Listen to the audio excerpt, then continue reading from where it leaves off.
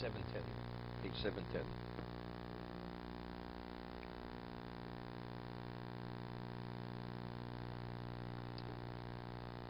Third paragraph. V'cheinochi. Roi l'cho l'chashi b'mnafscho al ma shechanoncho Elokim me'avonoscho oso v'estoroso.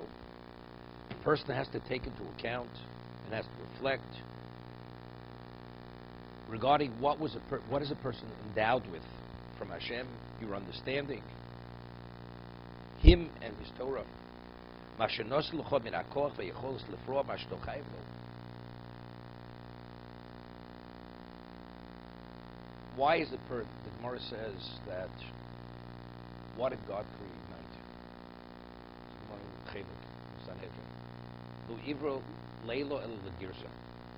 God created night, so a person should study Torah. Why? Because a person would work 24 hours a day, it was nighttime. It was daytime, 24 hours. So nighttime, you're forced to stop working. As a result of that, it's Lagirsa, that you should study Torah. Gemara says, La'olam Odom Omel Yulad. It's a person in the Gemara's Sanhedrin. Man was created to toil. So Gemara asks, what is Omel? So Gemara says, Omel Peh. Amal Peh. Toiling with one mouth. Besides a posuk, it's toiling with one's speech for Torah. So all the endowments that a human was endowed with, intellect. Why were you endowed with intellect? To be able to figure out the difficult financial problem, or it's to understand who He is, and He gave you the ability to serve Him even within the mundane, as the Rambam says in Hilchos Deus. Right? You're able to know God, to serve God in all your endeavors.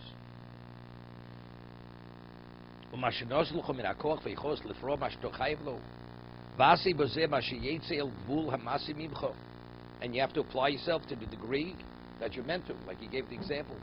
The master gives the slave the seed to seed the ground. And he only seeds part of the ground. And he eats the seed. Same thing. Hashem has given you ability. Now where do you invest that ability? In yourself or in doing what He wants you to do with it? There's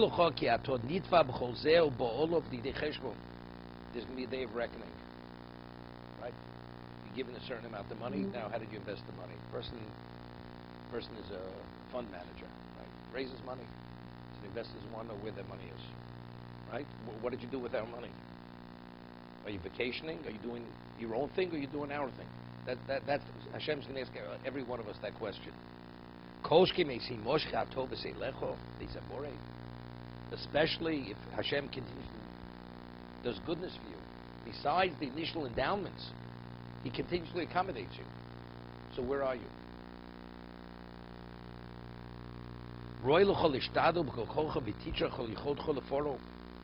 A person has to apply himself, take the initiative with all his ability, to toil with all your ability to pay the debt.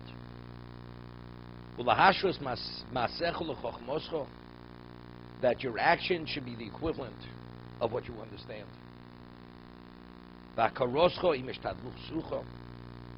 And you're based on your level of recognition. That's the degree of initiative. You know, ignorance is bliss. But if you're not ignorant and you understand what you're supposed to do, so you're supposed to apply yourself.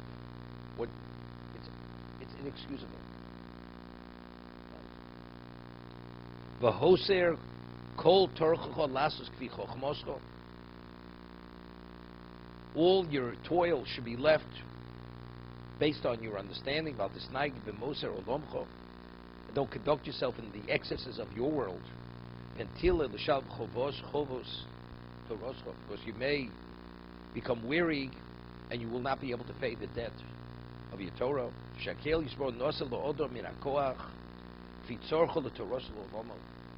You've been given the ability based on the need for the Torah and to bring about the end result, which is Olam Habo.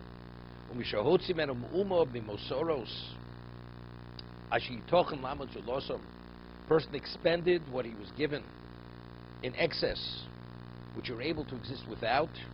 There's going to be a claim against the person.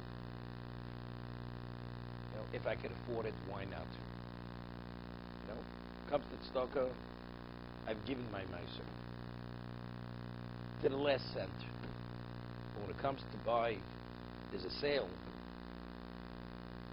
You know, $5,000 suit for $2,000. You barely have a closet to put the extra suit in, but you know, can't pass up that kind of buy. But you don't need it. But I could afford it. When it comes to tzedakah, no, Rabbi already gave my quota this year. For yourself, whatever you want. When it comes to for him, I've already done mine.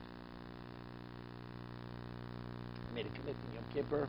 I study a half an hour a day. I've already studied my half an hour. You're sitting around doing nothing. Look, but I'm I'm a man of my word. I'm committed to my commitment. Therefore, what? You don't have to commit yourself. You're obligated regardless. No, you have to pay your taxes, whether you're committed to pay taxes or not. It's your obligation. You have to pay the taxes. Right? But we get caught up in our own understanding of what we have to do and what we don't have to do, rather than looking at the full picture in terms of what our obligation is. Right? It's not what you assume upon yourself. It's what you're obligated.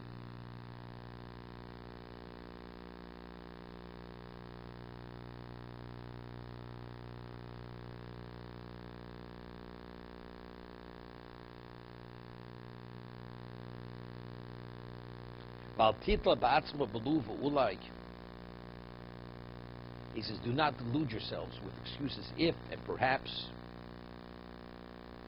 He says, look,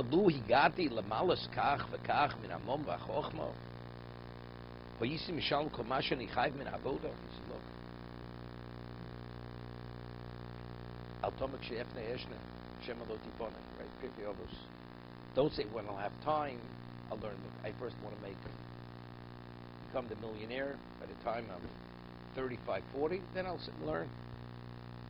Tana says, that moment that may never arrive, because there's always something else.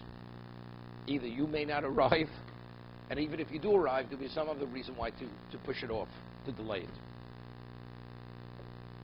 He says, don't lose maybe, if, when. It's all false. You're being misled.